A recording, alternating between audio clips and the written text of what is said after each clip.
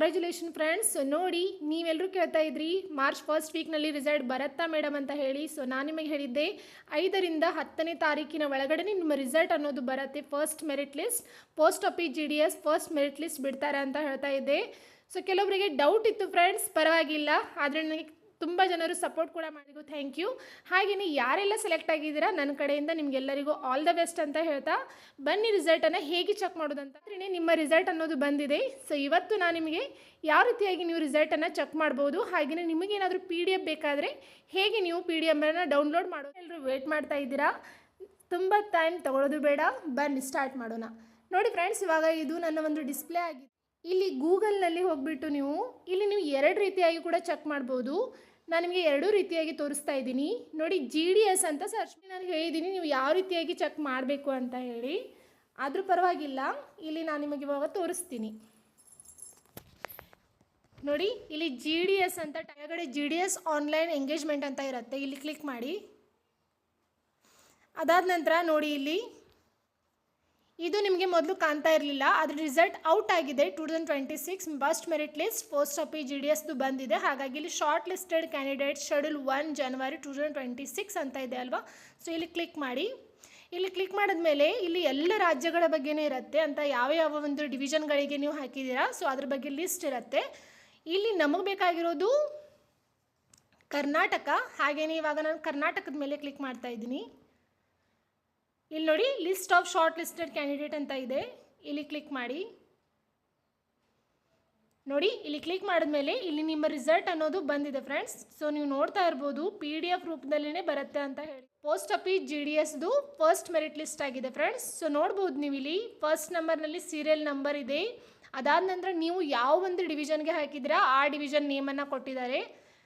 ಅದಾದ ನಂತರ ಇಲ್ಲಿ ಆಫೀಸ್ ನೇಮ್ ಕೂಡ ಇದೆ, ಮತ್ತು ಪೋಸ್ಟ್ಗೆ ಸೆಲೆಕ್ಟ್ ಆಗಿದ್ದೀರಾ ಆ ಪೋಸ್ಟ್ ನೇಮ್ ಕೂಡ ಕೊಟ್ಟಿರ್ತಾರೆ, ಮತ್ತು ಯಾವ ಒಂದು ಕೆಟಗರಿಯಿಂದ ಇಲ್ಲಿ ಸೆಲೆಕ್ಟ್ ಆಗಿರ್ತೀರಾ ಅದನ್ನು ಕೂಡ ಕೊಟ್ಟಿರ್ತಾರೆ ಫ್ರೆಂಡ್ಸ್. ಸೊ ನಿಮ್ಮ ಒಂದು ರಿಜಿಸ್ಟರ್ ನಂಬರ್, ಸೊ ನಿಮ್ಮ ಒಂದು ಅಪ್ಲಿಕೇಶನ್ನಲ್ಲಿರುವಂಥ ರಿಜಿಸ್ಟರ್ ನಂಬರನ್ನು ನೋಡಿಬಿಟ್ಟು ನೀವು ಸೆಲೆಕ್ಟ್ ಆಗಿದ್ರೋ ಇಲ್ಲವೋ ಅಂತ ನೀವು ಈ PDF ಮೂಲಕ ತಿಳ್ಕೊಳ್ಬೋದು ಫ್ರೆಂಡ್ಸ್. ಸೊ ಈ PDF ತುಂಬಾ ದೊಡ್ಡದಿದೆ, ನೋಡ್ಬೋದು. ಈ ರೀತಿಯಾಗಿ ನಿಮ್ಮ ಒಂದು ರಿಜಿಸ್ಟರ್ ನಂಬರನ್ನು ಇಲ್ಲಿ ಚೆಕ್ ಮಾಡಿಬಿಟ್ಟು ನೀವು ಸೆಲೆಕ್ಟ್ ಆಗಿದ್ದೀರೋ ಇಲ್ವೋ ಅಂತ ಚೆಕ್ ಮಾಡಿ ಫ್ರೆಂಡ್ಸ್. ಸೊ ಯಾರೆಲ್ಲ ಸೆಲೆಕ್ಟ್ ಆಗಿದ್ದೀರಾ ಪ್ಲೀಸ್ ನನಗೆ ಮೆಸೇಜ್ ಮಾಡಿ, ನಾನು ಕೂಡ ನಿಮ್ಮ ಖುಷಿಯಲ್ಲಿ ಭಾಗವಾಗ್ತೀನಿ ಫ್ರೆಂಡ್ಸ್. ಹಾಗೆಯೇ ಯಾರೆಲ್ಲ ಸೆಲೆಕ್ಟ್ ಆಗಿಲ್ಲ ಯಾರೂ ಕೂಡ ಬೇಜಾರು ಮಾಡ್ಕೊಳ್ಬೇಡಿ, ಯಾಕಂದರೆ ಇದು ಫಸ್ಟ್ ಮೆರಿಟ್ ಲಿಸ್ಟ್ ಅಷ್ಟೇ ಆಗಿದೆ ಫ್ರೆಂಡ್ಸ್. ಇನ್ನೂ ನಿಮಗೆ 6 ಮೆರಿಟ್ ಲಿಸ್ಟ್ ಬರೋದಿದೆ ಅಂತ, ಅಂದರೆ ಅವರು 1ರಿಂದ 6 ಮೆರಿಟ್ ಲಿಸ್ಟನ್ನು ಬಿಡ್ತೇನೆ ಈ ವರ್ಷ ಅಂತ ಹೇಳಿದ್ದಾರೆ. ಸೊ ಹಾಗಾಗಿ ಯಾರೆಲ್ಲ ಸೆಲೆಕ್ಟ್ ಆಗಿಲ್ಲ ಪ್ಲೀಸ್ ವರಿ ಮಾಡ್ಕೊಳ್ಬೇಡಿ, ನೀವು ಕೂಡ ಸೆಲೆಕ್ಟ್ ಆಗ್ತೀರಾ ಫ್ರೆಂಡ್ಸ್. ಆದರೆ ಈ ಒಂದು ಪೋಸ್ಟ್ ಆಫೀಸ್ ಜಾಬ್ ನಿಮ್ಮ ಒಂದು 10th ಮಾರ್ಕ್ಸ್ ಮೇಲೇ ಇರೋದ್ರಿಂದ ಇಲ್ಲಿ 98, 97, 100 ಈ ರೀತಿಯಾಗಿ ಯಾರು ತೊಗೊಂಡಿದ್ದಾರೆ ಅವರು ಕ್ಲಿಯರ್ ಆಗಿದ್ದಾರೆ ಅಂತ ನಾನು ಅಂದ್ಕೊಳ್ತೀನಿ ಫ್ರೆಂಡ್ಸ್. ಸೊ ನನ್ನ ವಿಡಿಯೋಸ್ಗಳನ್ನು ನೋಡಿ ನನಗೆ ಯಾರ್ಯಾರು ಮೆಸೇಜ್ ಮಾಡಿದ್ದೀರಾ, ನಾನು ರಿಸಲ್ಟ್ ಯಾವಾಗ ಬರುತ್ತೆ ಮೇಡಮ್, ನಾನು ಸೆಲೆಕ್ಟ್ ಆಗ್ತೀನಾ ಅಂತ ಮೆಸೇಜ್ ಮಾಡಿದ್ರಿ ಫ್ರೆಂಡ್ಸ್. ಸೊ ಹಾಗಾಗಿನೇ ಹೇಳ್ತಾ ಇದ್ದೀನಿ, ಯಾರೆಲ್ಲ ಸೆಲೆಕ್ಟ್ ಆಗಿದ್ದೀರಾ ಪ್ಲೀಸ್ ಕಮೆಂಟ್ ಮಾಡಿ, ನಾನು ಕೂಡ ಖುಷಿ ಪಡ್ತೀನಿ ಫ್ರೆಂಡ್ಸ್.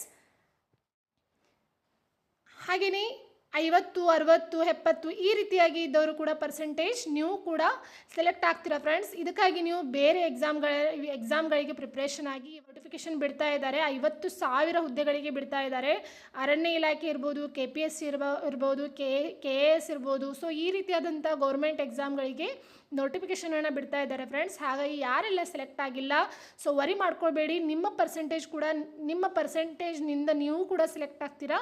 ಆದರೆ ಬೇರೆ ಬೇರೆ ಹುದ್ದೆಗಳಿಗೆ ಅರ್ಜಿಯನ್ನು ಸಲ್ಲಿಸಿ ಫ್ರೆಂಡ್ಸ್. ಸೊ ಈ ಒಂದು ಹುದ್ದೆಯಲ್ಲಿ ನಿಮಗೆ 28,000 ತನಕ ಸ್ಯಾಲ್ರಿ ಇತ್ತು, ಬಟ್ ನಿಮಗೆ ಬೇರೆ ಹುದ್ದೆಗಳಿಗೆ ನೀವು ಸೆಲೆಕ್ಟ್ ಆದರೆ ನಿಮಗೆ ಮತ್ತೆ ಚೆನ್ನಾಗಿರೋ ಸ್ಯಾಲ್ರಿ ಕೂಡ ಸಿಗುತ್ತೆ ಫ್ರೆಂಡ್ಸ್. ಹಾಗಾಗಿ ಹೇಳ್ತಾ ಇದ್ದೀನಿ, ಸೊ ಯಾರೂ ಕೂಡ ವರಿ ಮಾಡ್ಕೊಳ್ಳೋಕೆ ಹೋಗಬೇಡಿ, ಮತ್ತೆ ಮೆರಿಟ್ ಲಿಸ್ಟನ್ನು ಬಿಡ್ತಾರೆ, ಮತ್ತೆ ಇದೇ ಚಾನಲ್ನಲ್ಲಿ ಅಪ್ಡೇಟ್ ಮಾಡ್ತೀನಿ ಫ್ರೆಂಡ್ಸ್.